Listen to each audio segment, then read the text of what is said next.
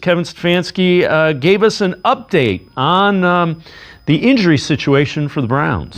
Dillon Gabriel's dealing with a little bit of tightness in his hamstring, so he'll be limited a bit. And then Shedeur, he's good. Was sore in his arm and his thrown shoulder, but getting treatment and he should be fine.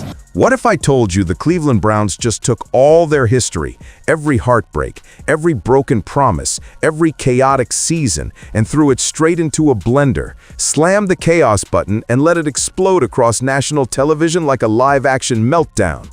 Because that's exactly what's happening right now. This isn't just another rough patch or quarterback shuffle. This is a franchise unraveling in real time, and the trigger came from one name that's been echoing louder than a stadium full of restless fans: Shedeur Sanders. Out of nowhere, whispers started spreading faster than wildfire.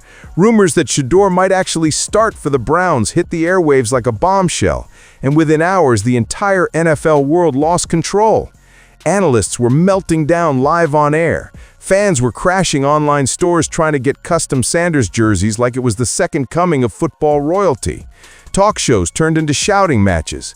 And the Browns front office, they were out here pretending it was all part of some secret master plan, like they had been cooking this up for months, when in reality, it looked more like a panic move dressed in confidence. Because this doesn't look like strategy anymore. It looks like a social experiment gone off the rails, an identity crisis broadcast live in high definition. Cleveland didn't light a spark. They threw a whole match into a gas tank, and now the league's watching the explosion in slow motion. Every sports headline, every podcast, every group chat is burning with the same question: is Shedeur Sanders about to take over, and will the Browns survive it? It all started so casually, just one offhand moment that spiraled into a full-blown media earthquake. Deion Sanders, primetime himself, sitting relaxed on the New Heights podcast with Jason and Travis Kelce, cracking jokes, swapping stories, being the legend he's always been. And then, out of nowhere, he mentioned his son. Just a simple fatherly comment, a smile, a tease, a glimmer that Shedeur's moment was coming soon. That was all it took. One small hint, and by the next morning, the internet had turned it into prophecy. Sports blogs twisted it into "Deion says Shedeur should start in Cleveland," and the NFL rumor mill went nuclear. Talk shows picked it apart like it was a hidden message straight from Deion to the Browns front office. A father's pride got turned into a breaking news crisis, and a single sentence became the match that set the entire football world on fire. He didn't demand anything, didn't take a shot at anyone, didn't even name names. He was just being honest. But when Deion Sanders talks, the world doesn't just listen, it combusts. The man's voice carries weight, swagger, and prophecy. And suddenly, everyone in the league was trying to decode what he really meant. That's when the storm hit full force. Every talk show turned into a battleground. Every analyst grabbed their microphone like a holy scroll, ready to preach their take. Some called it confidence, others called it arrogance. Some said Shedeur was built for the moment, others said he hadn't earned it yet. But regardless of the opinion, one truth was undeniable. The Browns had a quarterback controversy they could no longer hide. Behind the scenes, chaos was spreading through Cleveland like a virus. Coaches were scrambling for answers. The locker room energy had gone from quiet frustration to tense whispers. The phrase "trust the process" had become more of a punchline than a plan. And every missed throw from Joe Flacco or stalled drive from Dillon Gabriel sounded like a countdown clock ticking louder and louder toward the inevitable. Every fumble, every 3-and-out, every sideline shot of Shedeur standing calm and collected was another second gone. That clock isn't just ticking, it's roaring through the city like a siren. The players feel it, the fans know it, even the coaches can't escape it.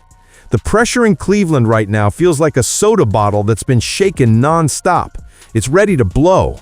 You can see it in the players' body language. The slumped shoulders, the sideways glances, the quiet locker room conversations that stop when a coach walks by.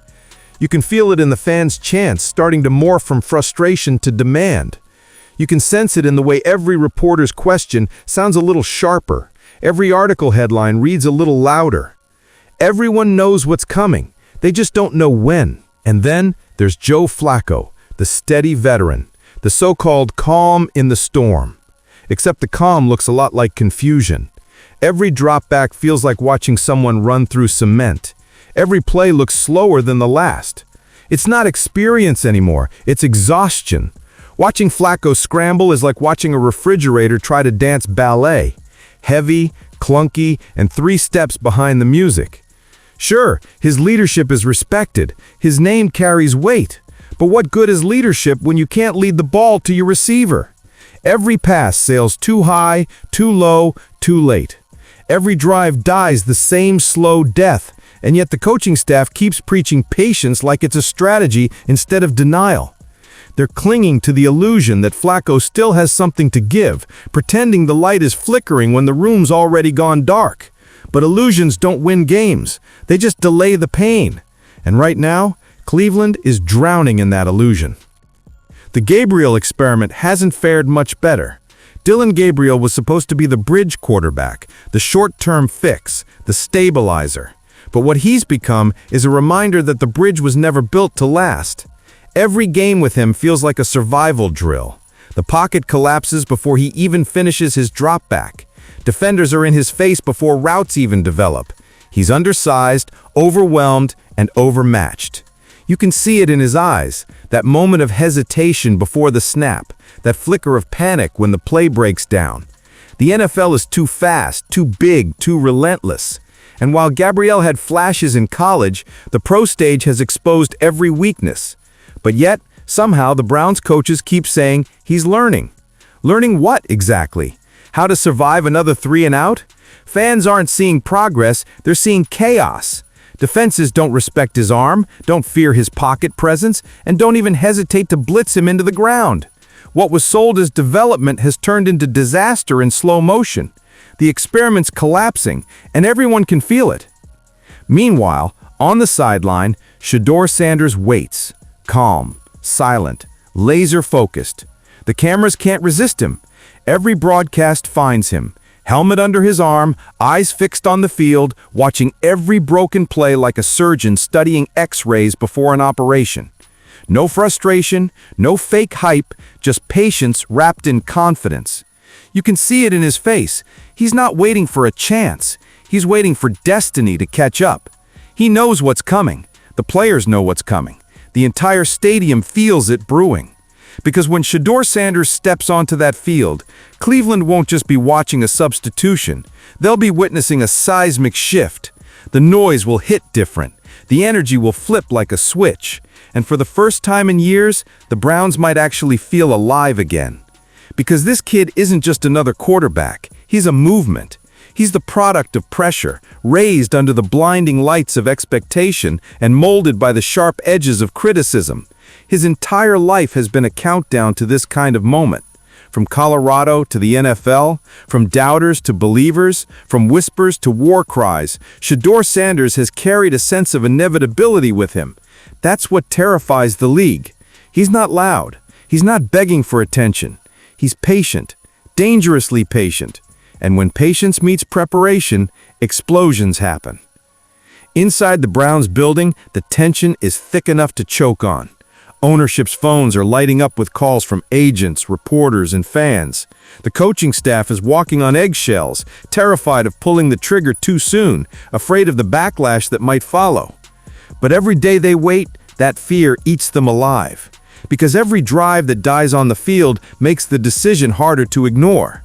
Every time the fans chant "Put Shedeur in," it gets louder. Every time Deion Sanders posts a cryptic quote online, it spreads like wildfire. It's not just a quarterback question anymore. It's a franchise identity crisis. Cleveland can't hide behind development anymore. Not when the defense is playing like warriors and the offense is wasting their efforts week after week. Not when the locker room's faith in the process is hanging by a thread. Not when the fans have stopped hoping and started demanding. And that's the wildest part. The city feels it.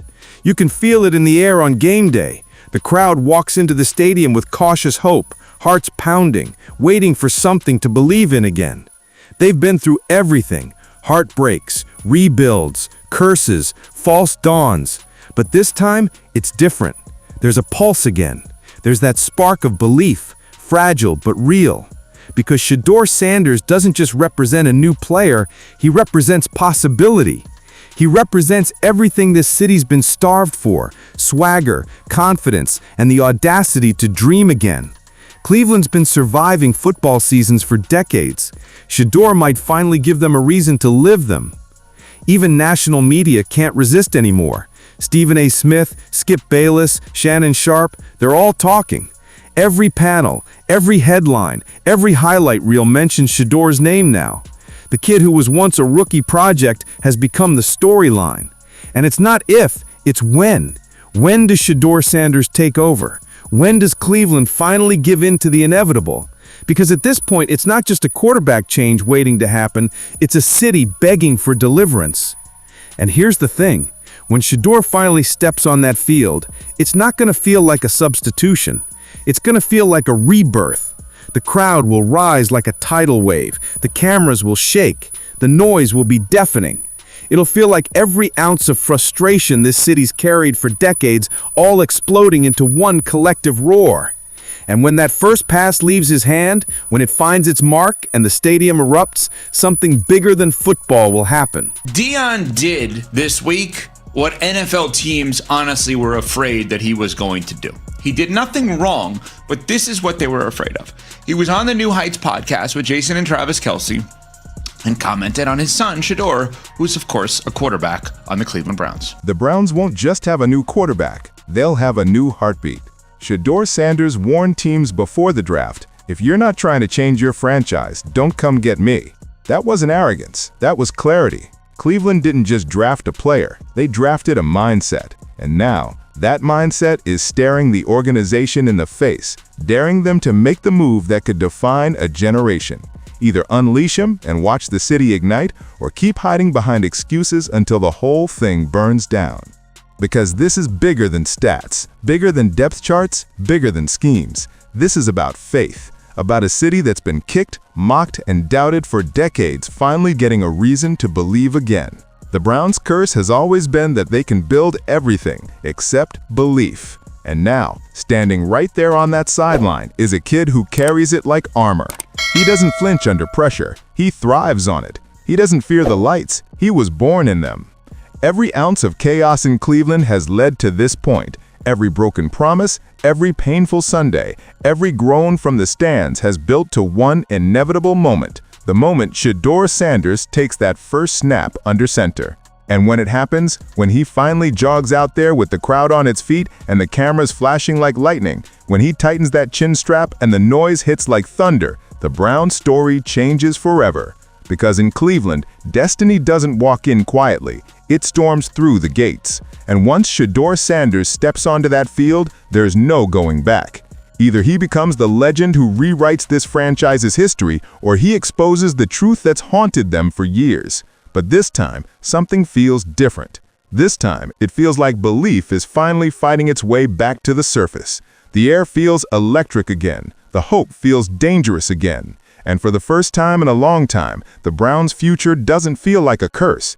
It feels like a countdown. So if you can feel that pulse too, if you can sense the storm that's about to break, then buckle up, because when Shedeur Sanders finally steps onto that field, it won't just be a new beginning, it'll be a reckoning. And the entire NFL won't be ready for what's coming next.